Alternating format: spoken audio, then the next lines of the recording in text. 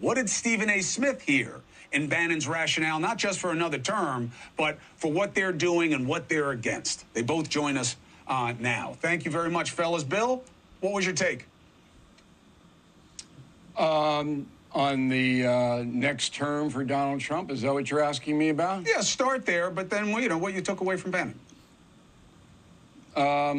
Okay, so that's a fantasy, and I don't really consider those kinds of things. It's not going to happen, never will happen. It's not worth my time or your time. Donald Trump will serve out his second term. Hopefully he'll be successful, and then J.D. Vance will run for president in 28 unless something happens. That's what's going to happen. I was at the White House yesterday, and... Hold on. I want to hear about you being at the White House, but let Stephen jump in. This is what he's going to do to us in Westbury, Long Island, by the way. Absolutely. He's going to filibuster, Absolutely. Stephen. He's going to filibuster. See, but that's why I'm there. Okay, I'm like the scales of justice.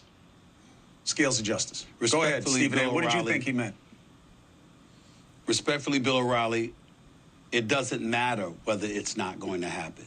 It matters that people on the right who preached for decades upon decades about following the Constitution suddenly come on national television and say there's nothing wrong with circumventing it. That's the issue. The 22nd Amendment says it, okay?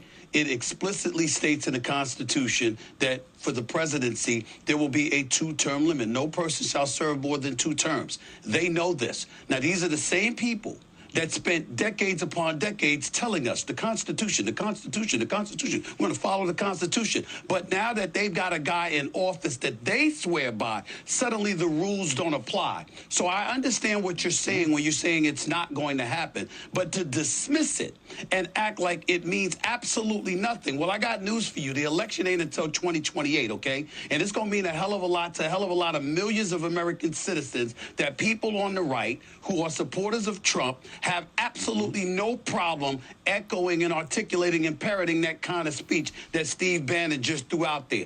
I'm very alarmed at it, and I don't even think it's going to happen myself. But the gall, the audacity for him to come on national television and say such a thing, I think is incredibly alarming.